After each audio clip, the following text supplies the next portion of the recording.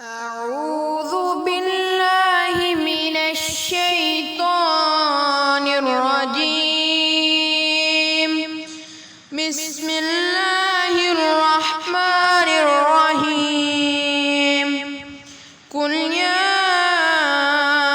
أيها الكافرون لا أعبد ما تعبدون ولا أنتم عابدون ما أعبد ولا أنا عابد ما عبدتم ولا أنتم عابدون ما أعبد لكم دينكم ولي دين.